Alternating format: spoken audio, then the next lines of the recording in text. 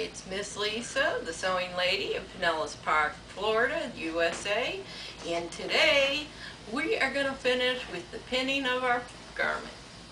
Now, we have a couple of things here. For anybody who's really sharp on what Miss Lisa does, I changed the hem.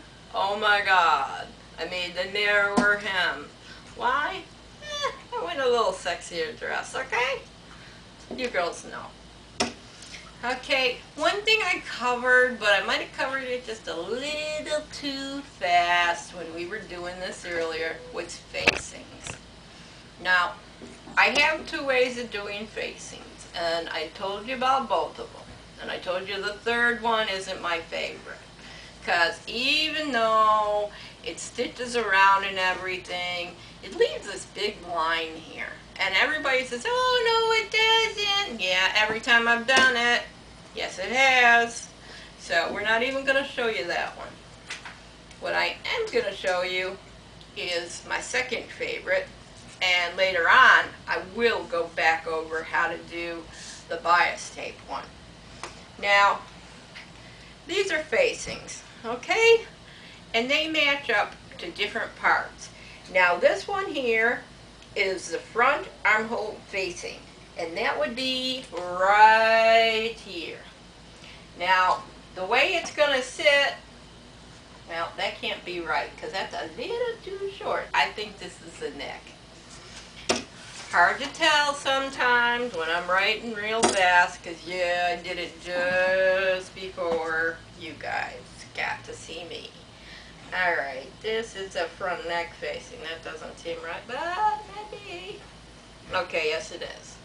Okay, when you do a front neck facing, you gotta remember, it's on the fold.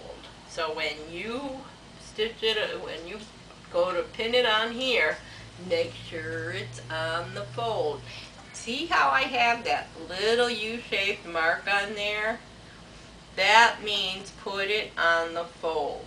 You'll see that in commercial patterns. I'm teaching you now, so you always know when you see that symbol, you're gonna put it on the fold. So, Mr. Xavier, as you noticed, I think he jumped off just when you guys were looking, has been helping.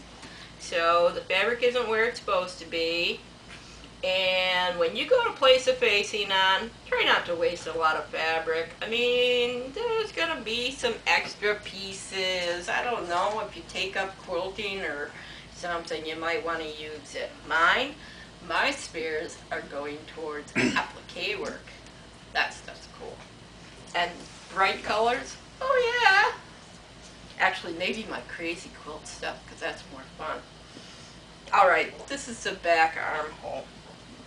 And because, you know, I've got that weird armhole business going, mine looks weird. And when I do that one, it does not go on the fold.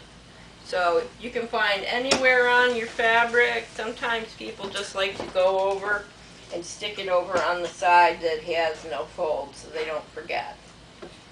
That's, it's a good idea, really. Because, you know, sometimes you forget things. I know I do. And I'm going to show you how to make one of these. I know I covered it, but I think this might be a good time. I think I got the square pin. Okay. I'm going to pin this down. And I don't want to ruin this fabric either, but I can't find my silk pins. I showed them to you. I don't know where they went. Alright, in order to make one of these, what I'm going to grab is, I have a piece of fabric that I'm not using, and it's just scrap. And you can use paper or whatever works for you, but it's going to be a permanent pattern piece. So keep that in mind. This is old sheeting. Sheeting is great. You know, it doesn't twist and turn. You don't have to worry about losing them into the bias. And usually you can get a lot of stuff off of just a little piece of it. So what I'm going to show you is a piece I already have, obviously, and it's going to be this front piece. This is a neckline. Alright, now you take your fabric, you unpin just that front neckline piece. Do not undo the back one. Now mine's undone, but you know. What you want to do is you want to give it as much room as you can on here. And you want to make sure that you have enough below this part here so you got something to work with. Now, I'm going to run into a little problem here because I'm running out of space. For me, I'm just going to twist it because I'm just showing you how to do it. Normally, you don't want to be twisting it. I know. I show you all the bad stuff, don't I? Alright, let's try this one more time. Okay. Now I'm going to pin. Alright? Just to keep it in place so it doesn't... I can feel the fabric wanting to go that way, so my hand is definitely on it.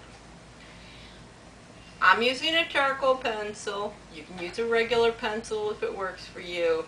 A marker is a good thing on this particular job, or a thin marker, just so you can see your facing. Okay, I didn't leave a big amount here, but it's coming off in the front. There's a section right there. Then we're going to go right inside the curve that's already here, and we're going to come up all the way, all the way. I actually have a weird top here, so I have to go around like that. And you want to make it so it's at least this wide, okay? So, what we end up doing, and this is where you get to use your fine skills of everything. So, what you do is this piece here, it stays straight. Then you just go away from your curve there, so you got a bit of a fat one going there. And then you bring it up to the line. Simple. It really is. You know, you try this out, it's simple. And that would be your front neckline. Now, you guys are going to notice I'm not doing my back neckline. Why? Because I got all these darts to put in. If I cut one out, I'll have to recut it to fit it after it's started. So I want to wait on that. The rest of you, you can make that piece from here, and you start from the edge, and this is one that's actually on opposite the folded edge. This is on the selvage. And you can start from here and go up, make it that little wide, and bring it back down. Simple. Really simple. And that way you have facings. Now yes, I promised you guys you could do the bias and everything, but you should know a couple ways, you know? Okay, we know how to do that. Gotta make sure we pin everybody back down. It's gonna be a little bit of a problem if we don't. You'll also know I have a piece folded back here. Reason I did that is because, remember I told you how short this is? Yeah, gotta take care of that. But something I think I am gonna do is remeasure it. And why? Because I have been doing some homework. And I found out that even though I have a very short seam up here, I should be allowing just a little more. So, cross my lines. And I was leaving 3.5, that's not bad, but according to some instructions I got to look at, I've got to make it 4 inches. So we're going to move it out, and all I'm going to do is come up to the 4 point there, and that's about there on my slant. Alright, this is where the 4-inch mark really is, okay? And I gotta join it in to this section. Mr. Yardstick, thank you. Dear friend of mine, as a joke, sent me a whole bunch of them, and they have centimeters on them. In fact, they're 40 inches long. And so I have this big container of them, and her thing was, she said, well, I wanted to make sure you could measure everything. She's a good friend. All right. I'm going to match it up to just about there. It's not going to change my curve. It's just going to spread this out a little bit. We'll see how it works. You know, it's going to change this guy back here, and it might change my dart pattern. So, yeah, there's a lot of changes just 1.5 inches makes. Okay. Now, we want to make sure everybody is pinned down. Very important. Now, I'm going to point this out to you for all of you guys that can't do this.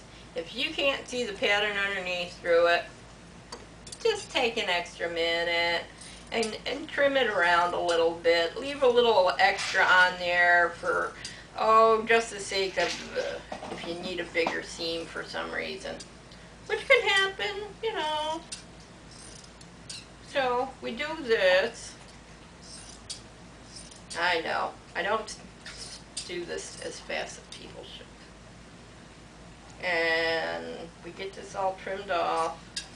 Alright. Yes, I have a chair sitting there. No, I'm not throwing it on the floor. Man, maybe sometimes. But Mr. Xavier will play with it eventually. Okay, this is the one. What's that symbol? Gotta put it on the fold. And this one works out just right. See how close they are? This is good. We're not wasting fabric. Never waste fabric. It's a bad thing. Okay, then we're going to get this. Now, very big point here. You need to know that this is all flattened out, especially when you use a fabric for a pattern. Because sometimes they curl up or they change their direction. Guess what? Mr. Xavier found that piece of fabric already. Told you he would. But you need to make sure that this piece is not out of its space. And even when I did it, there's still a little bit of bend there that you want to keep. Because if you don't have it, it's not going to fit right. And you're going to be playing with the seam, and you don't want it to bend. Alright, now the problem with my pins is I have a huge magnet in the middle of them. Why? Because I have furry friends and they think it's funny to make the pins go bang down on the floor, and they go blink, blink, blink, blink. Well, after about maybe 40 times, I was able to pick up 3 of these guys.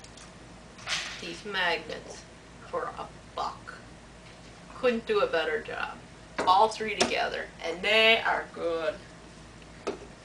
Alright, we got this one, the back armhole, we got the front neck facing, we got one more armhole to go, and guess what? It fits just right in here. It's okay if you piggyback them like this, because they're almost the same. Pin it down real good, and just remember, flatten it out. Make sure your fabric is flat too, because I noticed mine had a bit of a wrinkle there for a minute. Thank you, Mr. Kitty. If you didn't see it earlier, he was laying on this, and he was acting like, this is my fabric. Well, I hate to tell him, but no, it's mine. But sometimes we let him have his way, you know. Alright, we got that pinned. Yay! Alright, now it's time to get rid of the pins. Don't need the pencil anymore. But we need that for this. Alright, ladies, this is the point.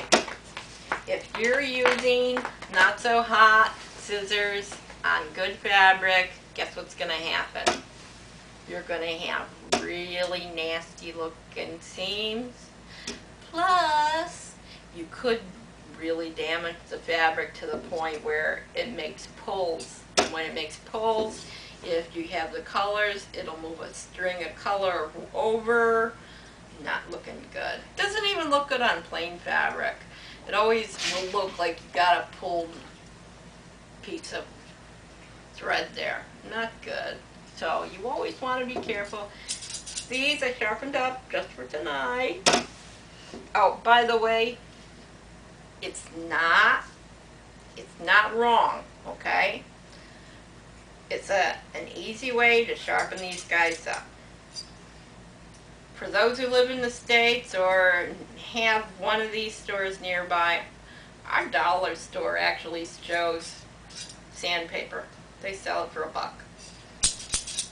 Snip, snip, snip on there, nice and sharp. You want to consider that. So, sandpaper, fold it in half. It sharpens them up real good. Doesn't stay as long as a good one, but it does a good job. So now we're going to move the fabric down and start cutting. Told you I'd make this dress with you. Okay.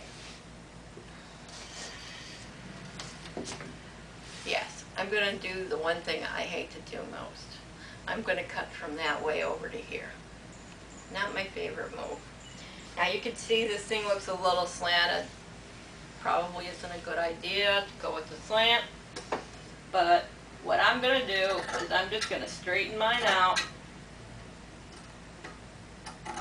Yeah, it's hard to cut when you do it backwards.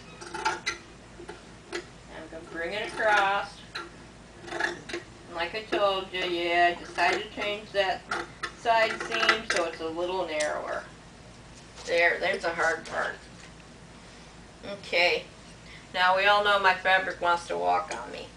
So, I'm going to hold it down like that. And then I'm going to cut the seam up.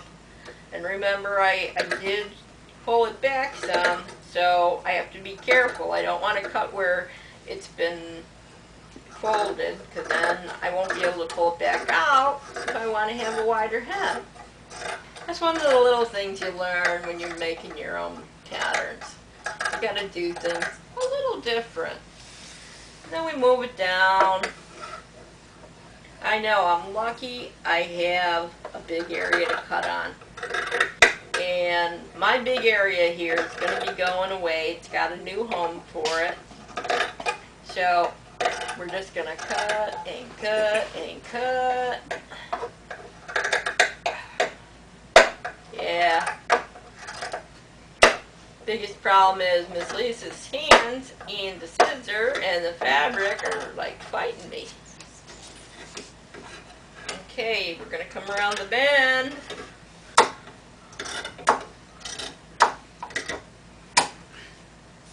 So here we keep going with cutting our fabric. And then we're going to go up the side. And we're going to get one piece cut out at least. Yeah, I'm cutting off some of this excess white because of when I look at where my seam line is going to be, I don't want to have that big of a seam allowance. And we don't want to lose that. So we're going to leave that over there for now. And we're pulling this up. And hopefully we're going to get everybody cut. I know, this is oh my, this is so slow. But you know what? You got to watch how to do this stuff. Because sometimes you may learn something.